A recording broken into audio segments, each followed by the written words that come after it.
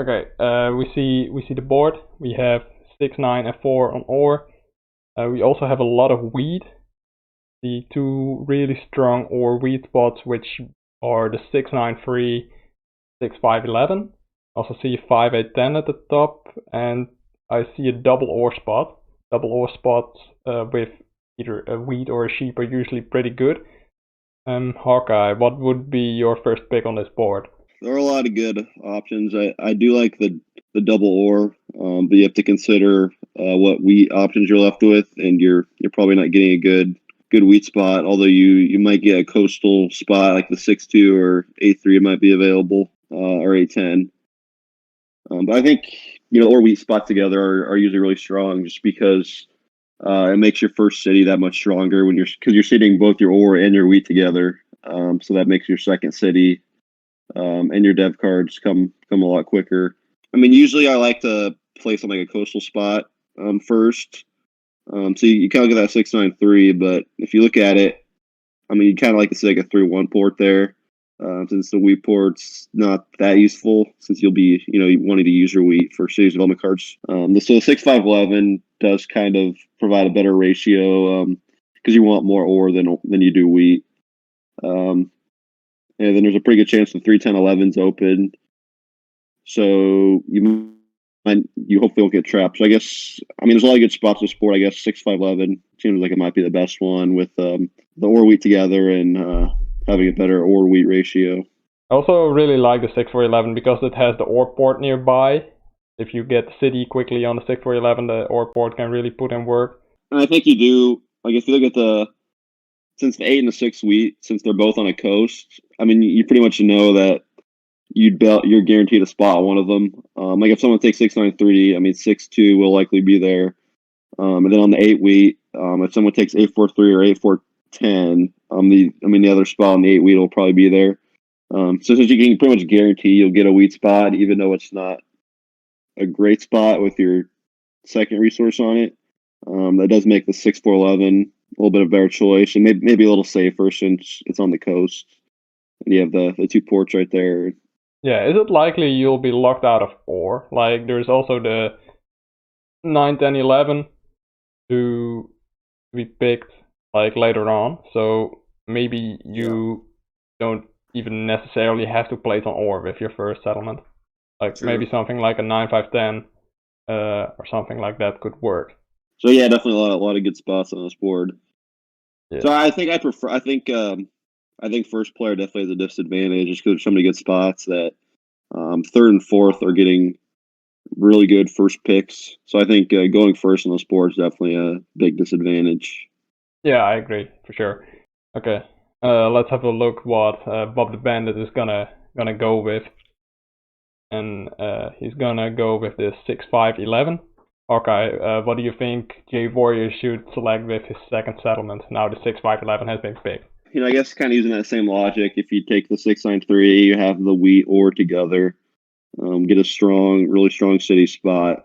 And then I guess the alternative would be the 6-4-11, the double ore next to the port. It's definitely a tough call, I guess. I would go probably 6-9-3, just because, like we said, if you're going without wheat, you probably have to take one of those coastal, not as good wheat spots. But in second position, as opposed to first, I mean, you're likely going to have a better second option, especially with the desert kind of being in the corner.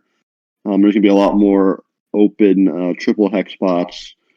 So I think because of that, with your second settlement, you're going to have better options out of second position as opposed to going first. I think I would take the 6-9-3, the second good ore wheat spot, and then you'll likely get a good second settlement to go with it, as opposed to if you take the double ore, you're kind of limited to taking what's ever available on that 8 or the 6 wheat. Yeah. So yeah, I think I'd go 6-9-3. Okay, if we place at the board real quickly, if you would take the 6-4-11, how likely is it there's another wheat spot left? Like third position would probably go 6-9-3. Fourth position would have to make something work with either the 9-10-11 combination with the 9-5-10 or 8-5-10 with one of the weed spots, like the 8 or the 5. And then third position, would they combine the 693 with the with one of the high weed spot? It could be the case. However, it could also be something like 9, 10, 11, 10, 3, 11, or potentially 8, 5, 10 is left open if the 9, 10, 11 gets picked. And then you have a very good chance to get the weed. However, if you start on the 6, 9, 3, you're guaranteed to get the or weed combination. The reason I want to mention that is because the sheep is pretty rare on this board. Like the player who's selecting the 8, 5, 10 will have really good sheep production. However, you're very dependent on the 11th roll to get extra sheep production. You could easily see a game where the 11 only rolls once, and the 8 provides the only sheep production in the game.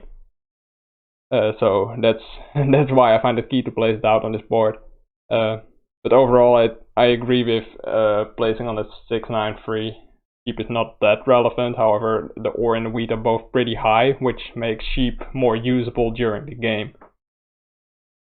Yeah, and then so if you did take the 6, 4, 11, so there's 4 placements to go after you, and 3 really good wheat spots open. So it's very possible. So you would need you need one player to take 2 of those wheat spots to lock you out of wheat or force you to go on a coastal spot, which it's very likely they'd leave you one of those open just because I guess it depends on how the other players think, if they want to play defensively or not. Because it's probably not their best interest to take 2 of the wheat spots, just because that will kind of limit their setup. But maybe with the wheat port there, it's a little more tempting to do that, and they might do it. Like I feel like whoever goes, if someone takes the 2 wheat spots or playing without sheep, I guess maybe that's okay though on a low sheep board. So it's a risk, I guess, if you take 6, 4, 11. There's a good chance you get a really good wheat spot, and then you'll have an excellent setup. But if third or fourth player is playing more defensively, they could take 6, 9, 3, 9, 5, 10. And then fourth player would take 8, 4, or 3, or 8, 4, 10, and that kind of limits your wheat options. So I guess 6, 9, 3 is safer. 6, 4, 11 might be a little more riskier depending on how the other players play, but could give you probably the best setup if you end up with one of those wheat spots and you take 6, 4, 11. Yeah, for sure. Okay, let's have a look what J Warrior decides to do here. Places on the 6, 9, 3 and points his road towards the 6, 3, with most likely trying to place on the weak board potentially. Yeah, I think it makes sense. There's not a lot of wood on the board, however, there are 2 double wood spots. 10, 3, 11 could be very well combined with the 6, 9, 3, which would make the wood board pretty tempting. However, you might raise with the player placing on the 2, 9, 10, wanting to go to the wood board as well. So that could potentially be a risk to he avoids. Yeah, but definitely a safer spot. You risk. You always have a couple spots to build to. I mean, on the 6 wheat, also. So yeah, I guess it's just a safer play, and you don't really know that your second settlement's going to be on wood. So you don't know that the wood port will be that useful to you. So yeah, like the safer play of just pointing the road left. Okay, cool.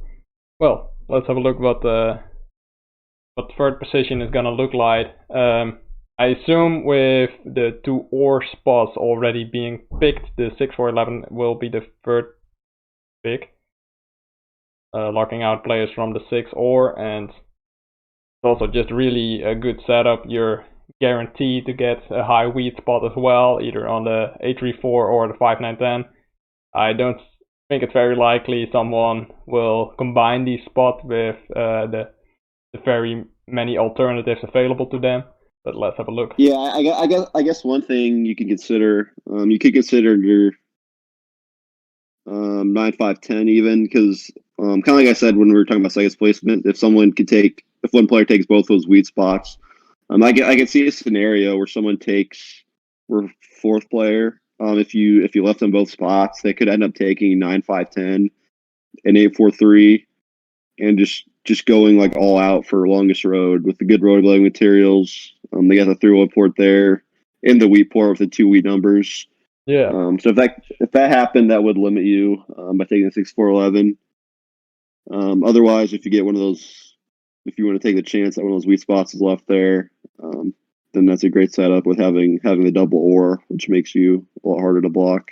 And while while it's possible someone could take both wheat spots, fourth player's not going to take both ore spots. Worst case scenario, you get the 9, 10, 11, 9, 4, 11. So you're pretty much guaranteed ore with your second settlement as third player, but I guess you're guaranteed wheat as well. Just might not be on a good spot. It has to be on a. Okay. Yeah. 6-4-11 is definitely a strong pick. So as long as fourth player doesn't take both those wheat spots, he's gonna have a really good second settlement. Yeah, like a reason I wouldn't be too afraid of someone doing that because there are so many alternatives on this board. Like you can play all 5 resources with pretty high production, pretty solid balance in your resource gain, like 5, 9, 10, 10, 9, 11. You can do something with the 5, 8, 10. So I wouldn't be too afraid of that scenario. You can also do like 8, 3, 4, 5, 8, 10 is also an option, and then try to get to the wheat port. Like, I think. Yeah, I think if you had, I think playing without ore is reasonable, but without sheep, a lot of times is reasonable because it's so easy to trade for. But on the low sheep board, you're not going to be able to trade for sheep that easily. So yeah, I think that probably would be unwise for someone to take both those wheat spots. Playing without ore and sheep, I think would be probably too tough. Yeah, and I also think that on this high ore board, games typically go really fast if it's high ore and high wheat. So if you want to play with ports, you kind of want to take advantage of that other players need to do 4-for-1 trades to get things done, and you only need to get 2-for-1 trades, and that you can more effectively get your your port to work. The big advantage of this 8-3-4, 5-9-10 setup would be like for sure the road building. Like that's pretty much guaranteed, and you also have pretty solid setups. Like the 8-10 might be picked by the player placing on the 6-4-11. But overall, you have a lot of space available to get really strong third, fourth, fifth, and even sixth settlement spots. Kind of a weird strategy, but it's really cool to see if we get this setup by Lagonian. But the moment I say that, he selects the 9-4-11. This is interesting. So he wants to have the ore. Does it surprise you he is going for the 9-4-11 instead of the 9-10-11, which would lock out the other players from the 9 ore? I think I like what he did, mainly because so he definitely has the best road building potential with placing on the 9-5-10, able to connect his settlements there. So I think the 9-4-11 gives you another spot to expand to. Like if you placed on the 9-10-11, there's really nowhere to expand to because the 8-5-10 is going to get taken. So that gives him, even if the 9 ore gets taken, that gives him the 3-10-11 to expand to. The settlements are one spot closer together to be able to connect. So I think I do like it. And then the fact that even if someone does go on the 9 ore, then there's 3 players on it. So it's not really going to get blocked. There's only one player that can block it. So then your ore is always open, which I think is a positive. So I think when you're playing the game as a road building player, which I think he's going to end up doing with that 9-5-10, being able to double his 9 brick and all that wood, I think it makes sense to give yourself more settlement spots to expand to. And I think being able to connect your roads would be really important too. So I think I like what he did there with doing the 9-4-11, leaving the 9-10-2 open. And I also really like that he didn't double, like he already doubled up on the 9s, like he gets 9 or 9 brick, which are crucial to his game. But he didn't decide to double up on the 10, so he's less dependent on the 10 rolling as much as he also has the 4. So Yep, that's also a quick plus on this. And on top of that, you aren't too afraid of someone of the other players taking the ore. Everyone is already on a lot of ore, so it's not too bad if someone plays on ore right now. Yeah. Yeah, it's not like there's someone that's like completely dependent on that spot. It'll just be a kind of bonus for them. And then I guess that leaves the possibility that maybe no one will take 9-10 too. And then if that happens, I think it's likely they do, but if they don't, then you just end up having a really good expansion spot, being able to double up on the 9 ore like that. So next up is Fretch, second settlement. He selected the 6-4-11 earlier. What do you think he should go for? Should he go for the wheat, or should he select the high-producing 5-8-10 at the top and play without wheat, or something else? I think you pretty much have to go with wheat there. You have the double, so you have a strong advantage of having that double ore. So you pretty much have to play with wheat. I feel like to make use of that. So I think I would definitely go 8-4-3. Start with the road to get to one of your ports pretty quickly. Okay. I can't see. I think it'll be really hard to win without. Since there's so much wheat on the board, you could trade for wheat more often than usual. But I think especially when you're on that much ore, I think you have to place on wheat. Not really one of those scenarios where you can play with that wheat. I don't think. Okay, like I also like if you want to see from a defensive perspective that J Warrior has the 6-9-3, he's picking selecting his next settlement after this, and if you place on the 8-3-4, then you would leave open the 8-5-10, which would create a monster setup for J Warrior. The reason I would take the 8-5-10 here is because you would, well, like you mentioned, you can trade for wheat pretty easily, and also because you have the ore port nearby. Like, you'll get plenty of ore, which you won't be using as much as normally, but by using it in the port, you can use it effectively as well. Yeah, but you have 3-1 port options too. Yeah. To be able to build two, and then I would turn some of your sheep into wheat. I guess that you could port. Good road building, so you'd be able to get on the ore port, get on the 3-1 port, get on maybe the 5 brick 3-1 port to double your brick, build it your next, then double up on your 4 ore, and then your 4 ore essentially becomes a wheat. And yeah, I can see that working. And then you definitely force orange into a little bit of a worse setup. Yeah, and you also have the potential, like, there are still 4 free hack spots available.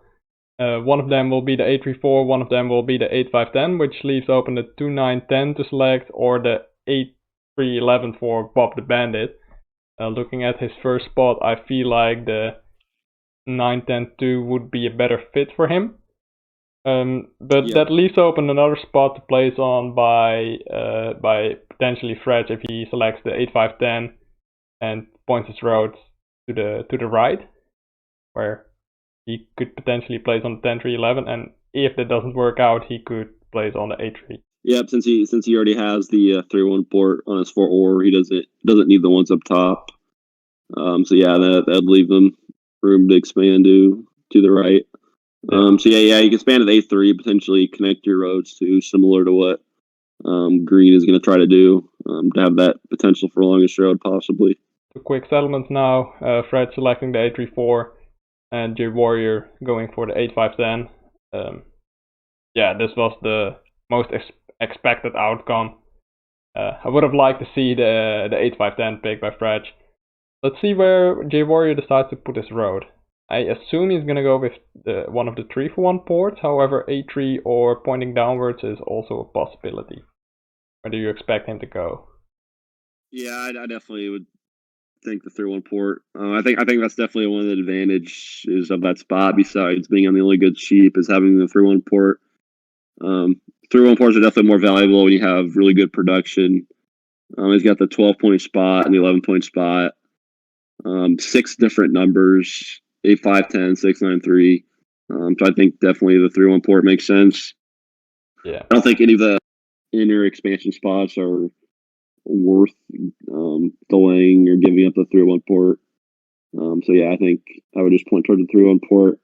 Yeah, like I look at Bob the Bandit's options, and I feel like J Warrior is currently in the lead wherever Bob the Bandit decides to go. Like having 6 different, like for the reasons you pointed out, and also with these ports available, he doesn't really have a weak link in his game plan. Maybe besides the 10 wood. However, he only needs 1 to get on a 3-for-1 port, and then that risk is also not that big. Okay, we see Bob the Bandit indeed going with the 10-9-2, having some wood, trying to point and get the wood port.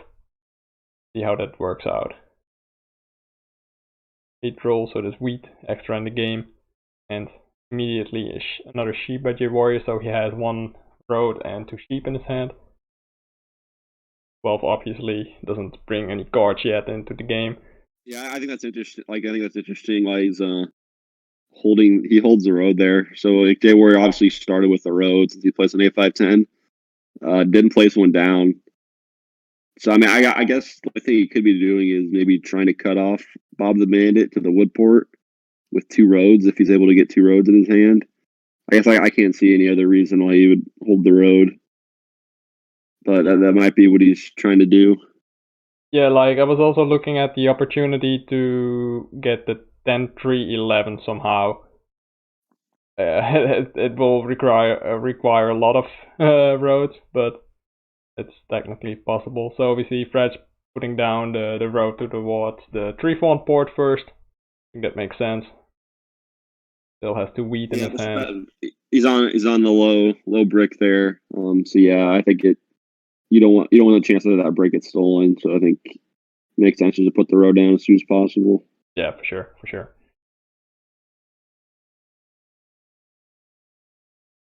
We see this gameplay from Bob the Bandit's perspective, by the way, so we see his hand cards. Gonian, also a couple of options. Started off with 9-4-11, so... Oh wait, his second settlement was the 9-5-10. Yep. So do you like his green choice? You go for the 3-11 first, or would you go for the 9? I like him going for the 10-3-11 first because he has he's in the race with Bob the Bandit for that spot. He has an advantage of taking it as Bob the Bandit doesn't have the brick available as a resource gain. However, and I don't think that a 9-12 will be like it won't be erased. Like I don't see Bob the Bandit cutting him off or any other player. So I like going for 10-3-11 first. Yes. Okay. Yeah, I guess it kind of just depends on how much risk you want to take. Yeah, because if you go to the 9-12 first, it does give Bob the opportunity to get there. Although he doesn't have brick in his hand, so it'd likely require maybe pulling your plenty, or maybe stealing a brick from one of the other players. I think I might have gone on the 9-12 first just because you have a lot of wood already. You're on 2 wood numbers. That doubles your brick. So then you essentially just need 1-9 to roll to get enough brick to get your second, to get to that 3-10-11. So I think I would have gone 9-12 first, but yeah, like you said, there's more risk involved. That if Red gets a year plenty, or maybe steals a brick, that he could potentially win that race, and then that definitely hurts you a lot. Yeah, I think there's definitely value in securing that spot, and a lot of times in a race, I think it's smart to hold your road rather than put it down, because you don't want to lose that road and get cut off. But I think in this case, with Red not having brick, I think it's safe to put the road down. Yeah, and as we see, like on Fred's turn, he decided to trade a card with Bob the Bandit, giving the city to Bob. I'm not sure what Fred got for it, but I assume it must be either a wood or a brick, so he can get his settlement more easily. And we see him sitting at the 6-5-11. Yeah, that's no-brainer. 6-5-11 it's a much better spot than 9-10. Okay. Your warrior also with a quick settlement on the 3-for-1 port and a development card. Really taking already a demanding position. And 7 by Fred. So who would you rob here? Yeah, I think that 9 ore that makes sense to block. That's like I said, it's a triple shared spot. So the advantage of orange and green is that it's their only ore spot, and Veg is the only person that can block it. So I think it makes a lot of sense. Anytime 7's rolled, he just blocks that spot. Mm-hmm. And yeah, I see. Bob the Bandit's definitely. I guess the early leader with that city. He steals from him. So yeah, I guess that makes sense. But Jay Warrior, like we said, probably has the strongest setup. So I mean, it's a tough call. Maybe you consider what cards you think they have too. But I think he decided to steal from Jay Warrior, if I saw it correctly, but I'm not completely sure. I agree stealing from Jay Warrior, and Lagonian decides he wants to block the 8 sheep here. So they really say, okay, Jay Warrior is in a pretty strong spot, or Lagonian just needed the card to complete his settlement. Yeah, it's possible. Yeah, because otherwise, I think the 6 ore. You obviously can't block Red's wheat because he shares it with them. But the 6 ore, since with both players having city on it, I think a strong spot. But they also both of them have a second ore spot, so it's not quite as impactful. But I think it'd definitely be a strong spot to block still. Yeah, and I also really like already seeing what the development card Jay Warrior has. If he has a knight or not, test it. Yes, he does. So yeah, for sure, we're gonna see it on a 6 ore. 5 wheat would have made sense as well. Both would have been pretty good. I like blocking the 6 ore here. Yeah, I do too. I mean, I think the 5's Red's only wheat spot, but Gray's also in a really strong position. Makes sense to block the city for both players. So Fred is offering brick. Bob the Bandit is looking for it. So see if we get a second trade between these two players. Would give a road to Bob the Bandit, and Fred is looking to complete his settlement. So it would be an advantageous trade for both players. Sure why it didn't go down. Oh, he already had it, so okay, that's why it didn't go down. He was just checking to see, hey, what can I get? Is it worth it for me? No? Okay, then I don't do it. 9 roll, so Bob is close to a second city, and all the other players also got an ore. This is an interesting trade. Do you think Bob should have accepted that? To try to get a brick, yeah, I think yeah. I'm giving up. The trades you want to be cautious with at the beginning are if you give other players cities, which Reg obviously made that trade, gave Bob the Bandit a city, which was that's something you want to be cautious of. But I think a wood for brick trade is pretty harmless. You really need brick, so I think any chance you can get brick and only have to give up wood, I think is a good deal in Red's position. Oh, this is an interesting offer. So he would give a wood to Jay Warrior. Yeah, I think I like that deal for Red. Yeah. So let's see what development card he picks up. Yeah, the wood doesn't give Orange a summon or anything. Doesn't help him with city, the development card. So I don't see a harm in giving him a wood and then get the rare sheep. Yeah. And speaking of rare sheep, we see the 11 roll. The warrior might be able to get the settlement down. No, he gets a development card. Yeah, probably what you're looking for. If players perceive you or in the lead you want to get some knights to protect yourself. So yeah, a couple interesting things about Jay Warrior's plan so far.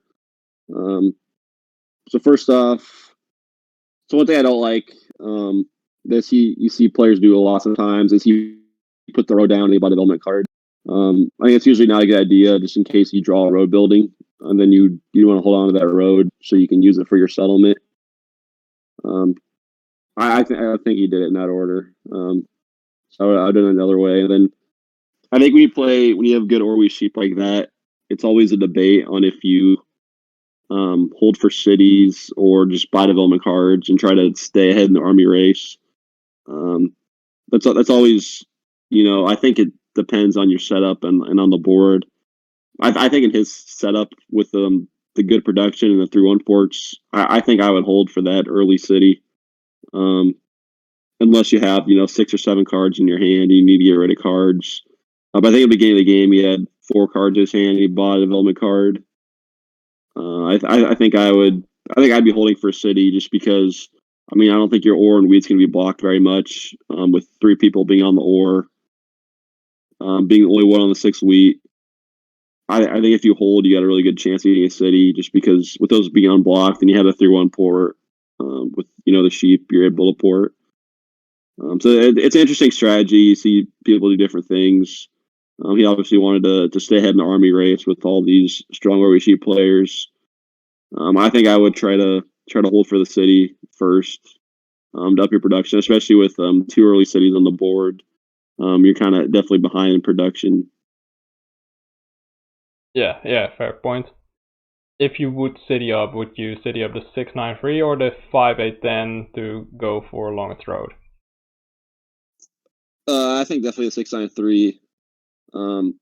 Yeah, like we kind of pointed out during the placements, when you have the wheat and ore together, it's a really strong city spot because then your second city becomes that much quicker because you're getting double the ore and wheat at the same time with that one city. So I think anytime your ore and wheat together, you definitely city that first, and then you'll hopefully get a city on the A5-10 rather quickly after that.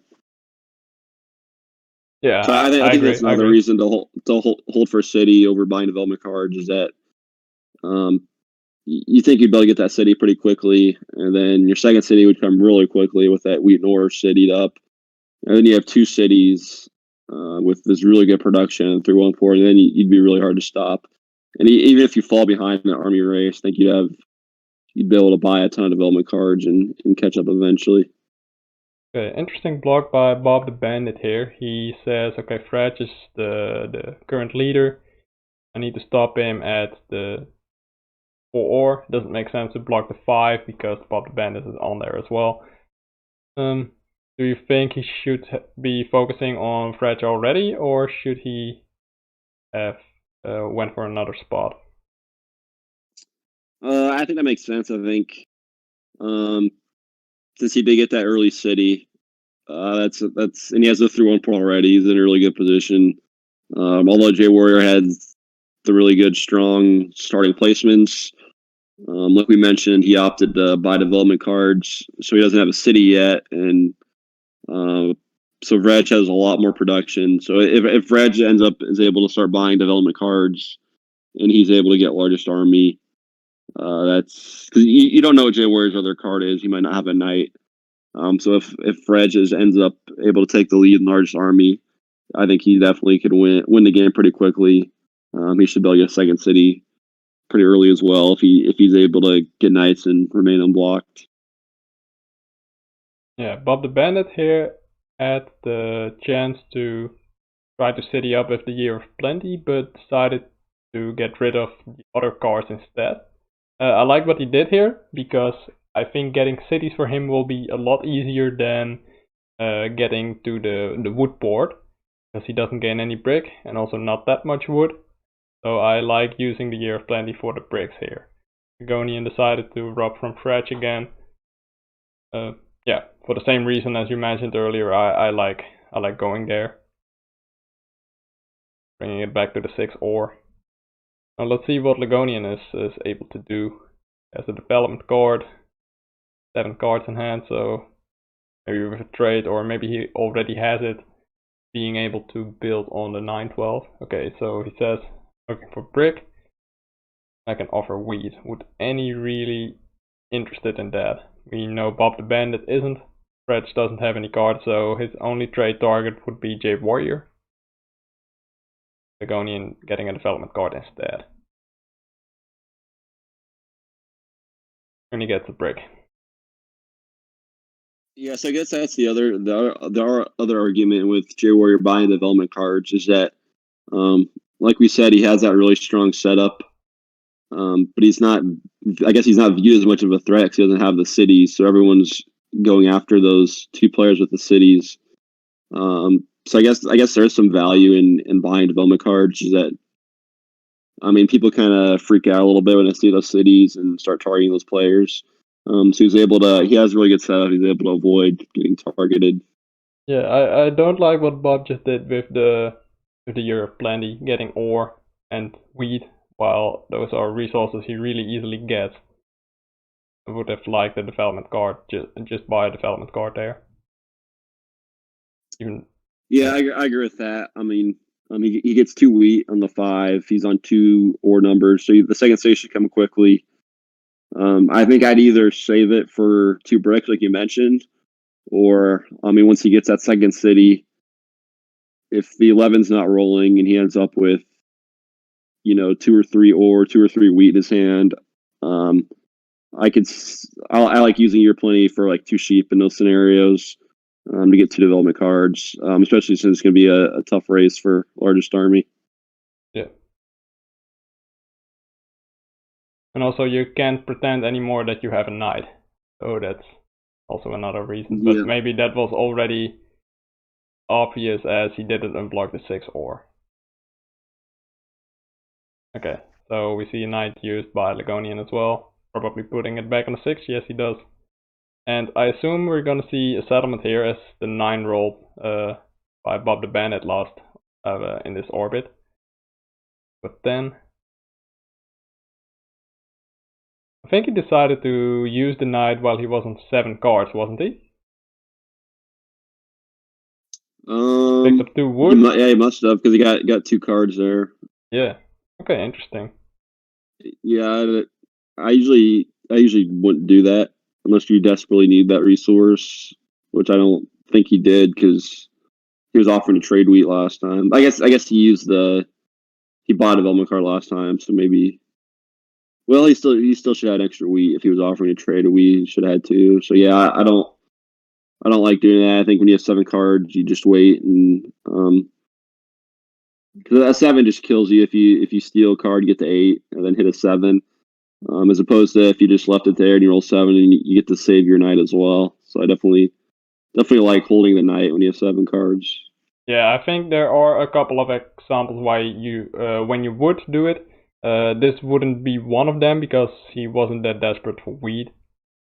Yeah. And blocking the 6 ore isn't well, you want to do it ASAP, but not you shouldn't have to take that risk. However, maybe even if he had to hand in 4 cards, then he would have still had a settlement. I'm not sure.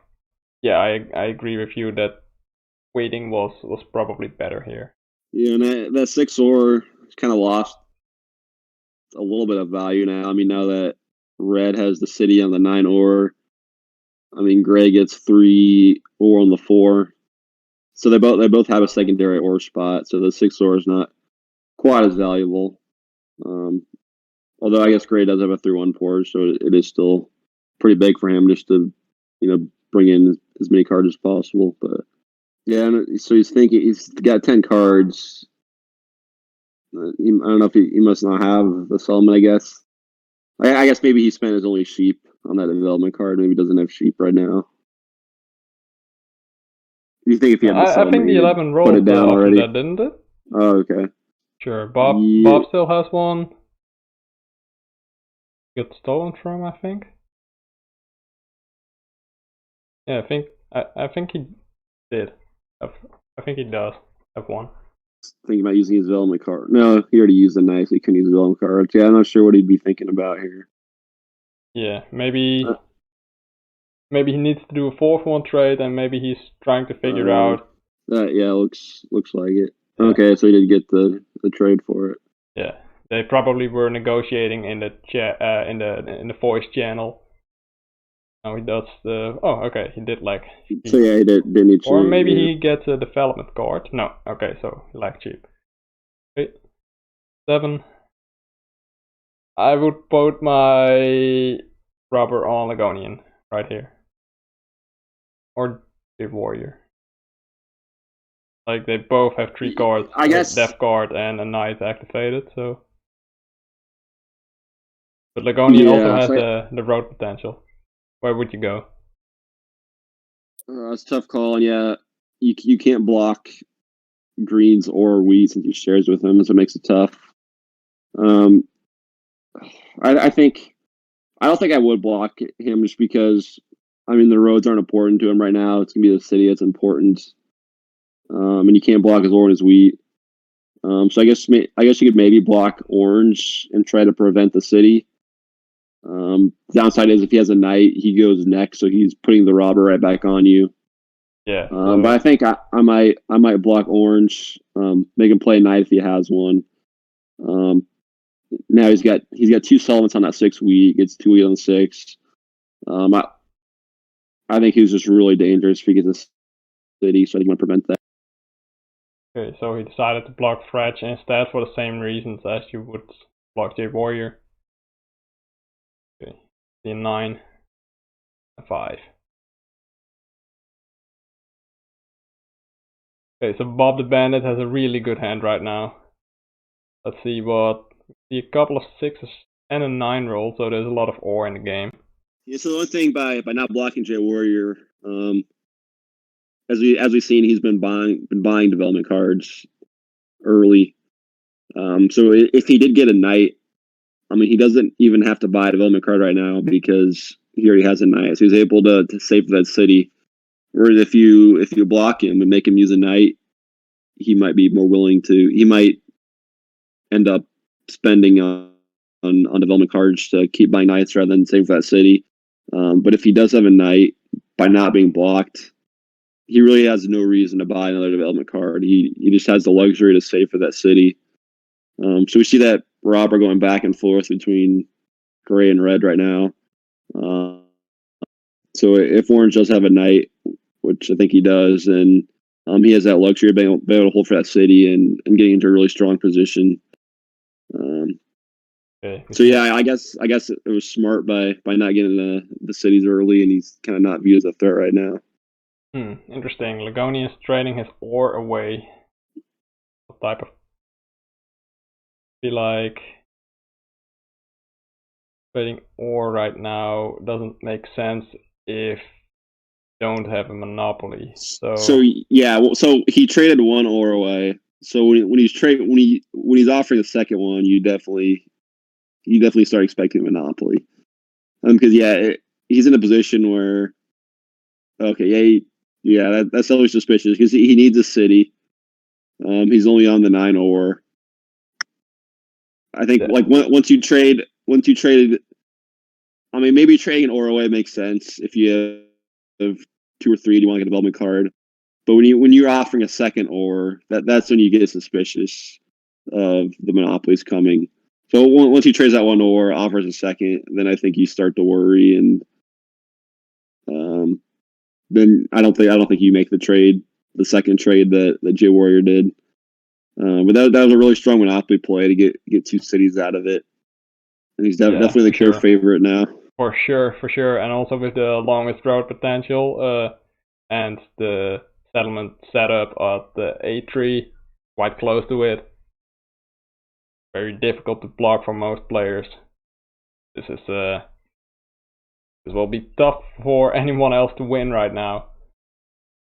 J Warrior has probably the biggest potential with being in the lead for the army and also a lot of production. However, he lacks the cities Lagonian has right now. So I think I think green was always going to be the favorite to get longest road. His weakness was going to be he had less ore wheat than the other players, so getting the cities was going to be harder. But that monopoly was just huge, and he played it like perfectly to get 2 cities out of it.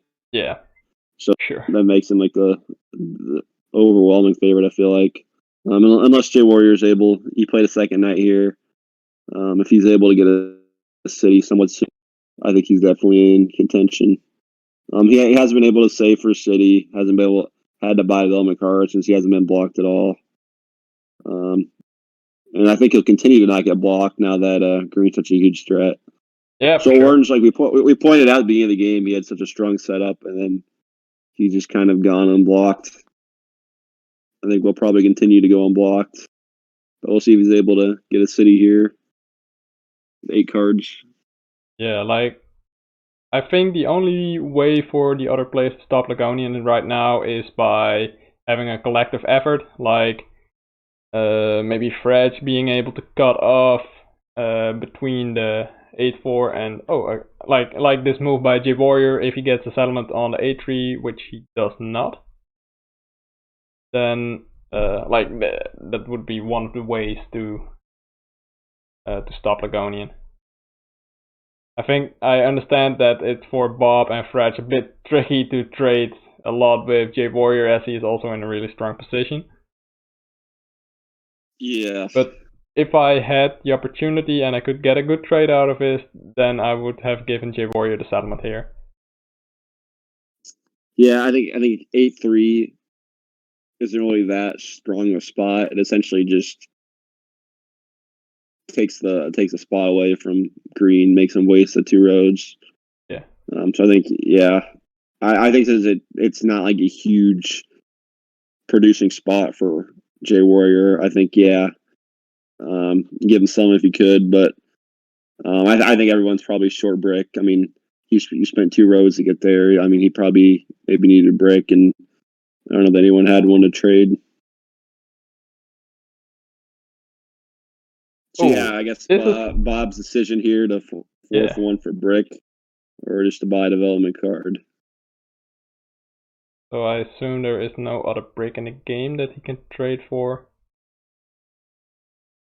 No, I don't think so. Yeah, I would probably go with the settlement here. Because you can get the first city quite easily. And I think it will already be very difficult to get army. However, you need to get one of the 2 probably to win this right now, as you're behind in, well, like you won't get longest road for sure, and you need to also get back into the game.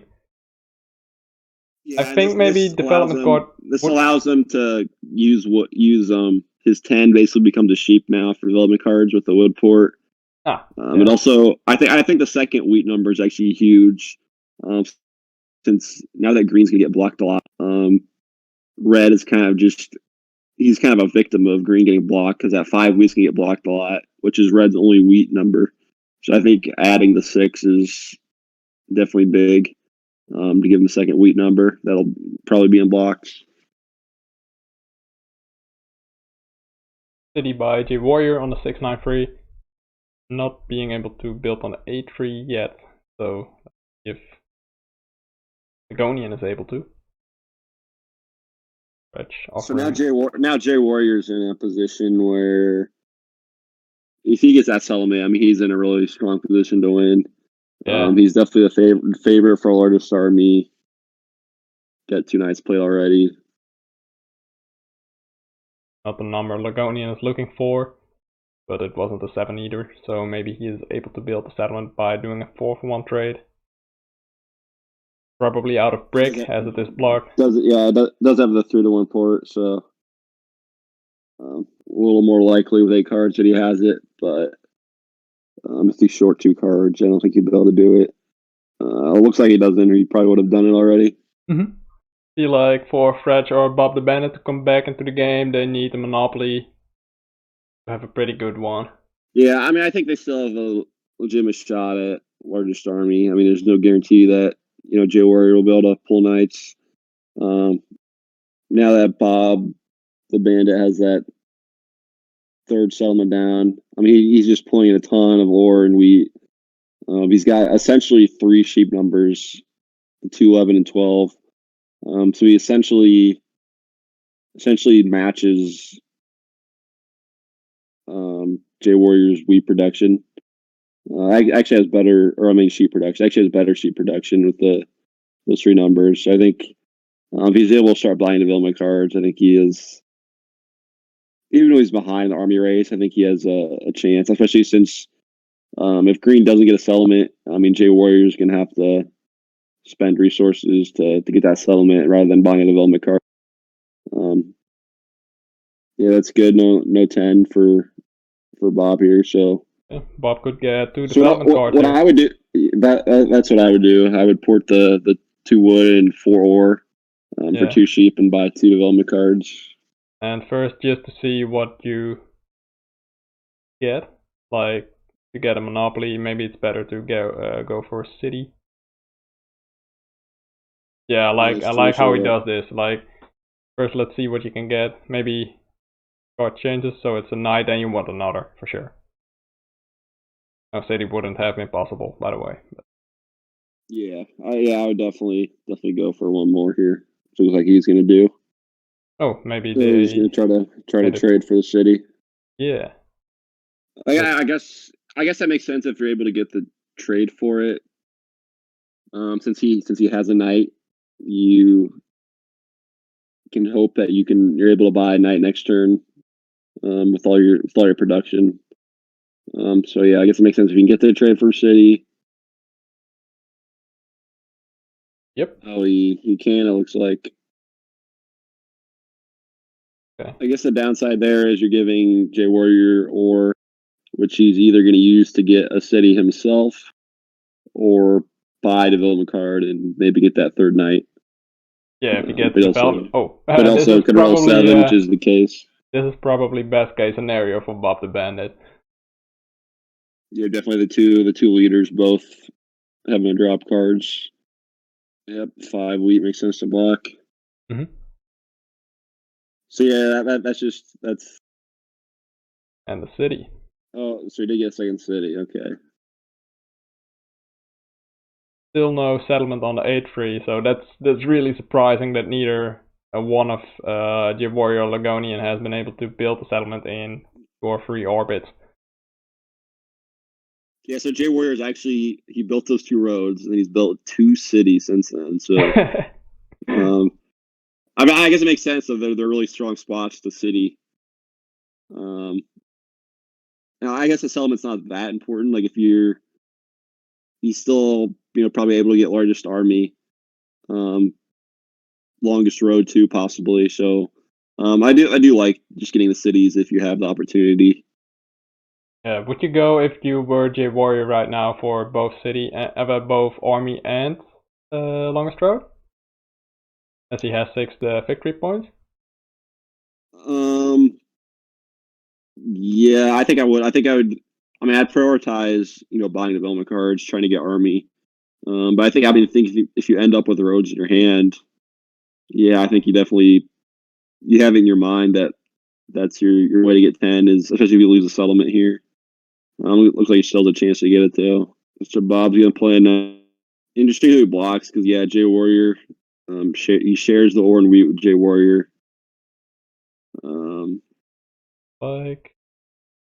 I think I'll still like this because every time the 9 rolls, he pretty much guarantees the longest road for Lagonian.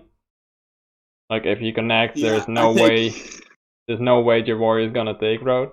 I think with Bob the Bandit needing army though, I think you go out. I think I would block Jay Warrior just because. I mean, Jay Warrior's ahead of them in the night race, and I mean he's going to need army to win. Yeah. Okay, that makes sense. Yeah.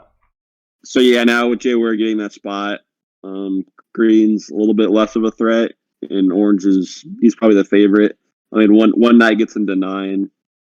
So if he's able to buy a knight on his turn, yeah, that'd be really big here. Fretch recognizes it. Scored by Fretch, as he will try to. Like if he has a knight, then he can get largest army. Yep. Before Jay Warrior does. So that might mean for Jay Warrior that he has to go for longest road right now. Yep. So green was able to get a city, so he basically just needs one more point plus longest road. So if his ore ends up becoming unblocked, I mean, he just basically needs one city, and then right now one road is enough to win it. Yeah. J Warrior is a ton of cards though. So he might be able to get a development card, build roads as well. Would you go development card here for Bob the Bandit or do something different? Yeah, I think I would. Could try to trade with J Warrior, but that's a bit risky.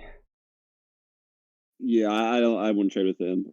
I think, yeah, like in most games, you don't want to port 4 for 1 ore, but I think in his setup, it makes sense since he has a city on the 6 and the 9. He gets it pretty easily. Yeah, and a pretty good development card. Yep.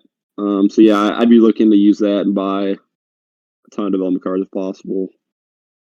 Looks like okay. Development card. So like it can still be possible that Fred doesn't have a knight, so that's okay. Yep, so he takes longest road, and no, he doesn't have it yet. Okay, another road, 6 roads. This is like it really depends. The Fred wouldn't use it right away. Like you would see, does it roll? Now we're going to see if he has a knight or not. He would use it for sure here. Yep. Or yeah, J Warrior would just win by playing knight. So I think the rest of the table is hoping he has a knight here. Yep. might just be thinking where to put it. Yeah. Okay. So Fred does have the knight, making it much more difficult for J Warrior. I think Ligonian is really pleased by by his knight use, and he blocks the 8 sheep. And also gets the city. I don't think Fred has a lot of chance to win the game anymore, but army certainly helps him. Here we see the 9 roll. So let's see if Ligonian is able to take back longest road. I think that would be his first priority, making sure J Warrior doesn't win on the next turn. Okay. Yep. Now it will be very difficult for J Warrior to win though, as he doesn't have a good chance to take longest road. He's 4 roads away. So yeah, roads other question. So I guess it depends on. So we know it's not a VP. We know it's not a mono because one's been played. Bob has the other. So I guess it depends on if he has a knight. He should be able to buy another development card here with 11 cards. Yeah. The 7's not rolled. So I think he still has a good chance to take army if he's able to buy another knight, and then that put him at 9. He has the potential for city or settlement. So I think he still does have a pretty good chance. He could also have a road building. So in that case, yeah, that's true. Okay, we see the monopoly. Sheep, I assume. No, he's gonna go with weed. That's a lot. Yeah, I think. Yeah, he ended up taking 7 wheat out of J Warrior's hand, so I think that was a pretty good monopoly. Should be able to buy a lot of development cards. Yeah, maybe he can make a trade with Fred right here. So I think if he was able to make one trade, he'd be able to buy 4 development cards. Otherwise, I think he could buy 3. Because if he ports 8 wheat, he's left with 7. Yeah, but he can't. If he ports 12, he's only left with 3 wheat. So yeah, I think he can. If he's able to make a trade, he can buy 4 development cards. Otherwise, he can buy 3 with his current hand. Yeah, and he wouldn't have to trade in wheat.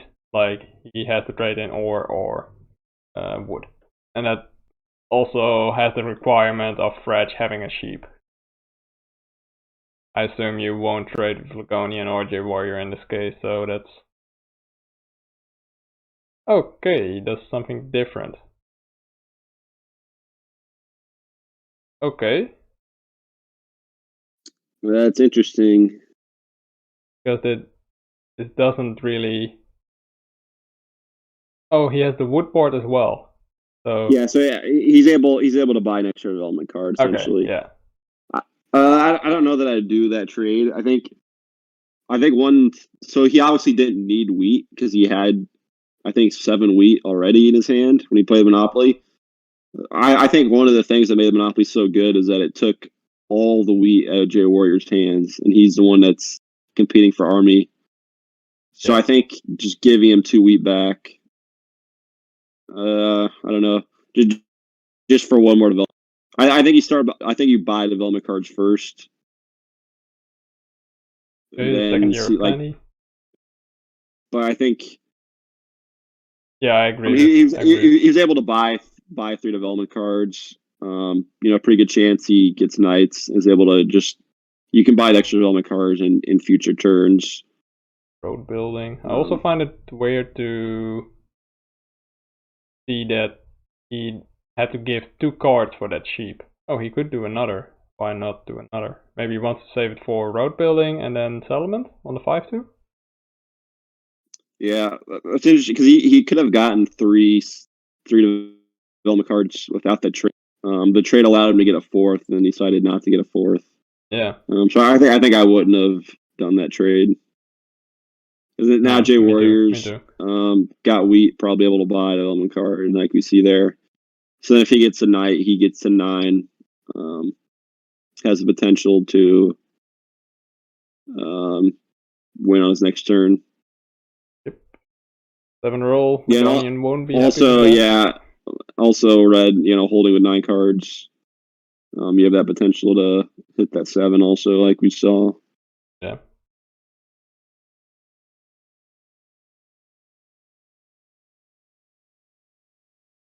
Yeah, if the 2 rolls, then you still have 2 more development cards. Bob was probably looking for a little more victory points in his hand right now. Yeah, I think that's probably why he didn't buy another development card. So he already has 3 different usable cards. Yeah. And you can only use 1 per turn, and which makes it tough. Like, say if he ends up getting another knight or something, I mean, you can only use 1 per turn, and yeah, it might have been different if he pulled a few knights, but now you got to consider using that road building to take that from orange, I think. Side steal from Lagonia. Probably hoping the warrior has no knight. Yeah, I guess even if he does have a knight, he gets a 9. Where green, 100% is at 9 points. Yeah. He's got cards, so yeah, I think it makes sense. So it looks like he's a lot of victory points spending his whole hand for. Yeah, that's it. Okay. Oh, and he got it. Well, very well played. Monopoly was certainly the move that won him the game, or at least put him in a position that he could win the game. He wasn't really. He had a strong setup, but he was kind of under the radar, like before he used that Monopoly. Yeah, I mean, I think those. I mean, they had those 2 early cities on the board, and they made Fredge and Bob Bandit huge targets. So do you like that decision there to? I mean, he spent his whole hand to get the development card. You like that decision to go for the VP there, or would you have tried to hold him to get the city? I guess it's tough. You don't really know what Bob has, since he just bought all those cards. Yeah, maybe he assumed he didn't have a lot of victory points because he didn't spend, like Bob didn't spend his cards trying to get a 4th victory points, which maybe he calculated he should be able to. So that would probably indicate he doesn't have the victory points. If it could have also been that Bob had to tell somebody, hey, I got this card, or I got this card, to give information, like how much chance are there, or whatever reason. So maybe he could have known it in that way. Like in this situation, by knowing that Bob doesn't have any victory point in his hand, I like it. I like it a lot. If you assume Bob has 2 or 3 victory points which could be very well be the case with this many knights already been played, then Bob is still not really close to getting it. However, J Warrior is also, like, if you know J Warrior has a knight, then he will get army next turn, has the settlement set up on the 5-2. Maybe you can assume that Bob the Bandit is able to cut him off to the 5-2 with the road building, so maybe you know that. I don't dislike it for sure. Yeah, I think there's with the strong chance that J Warrior just wins on his turn.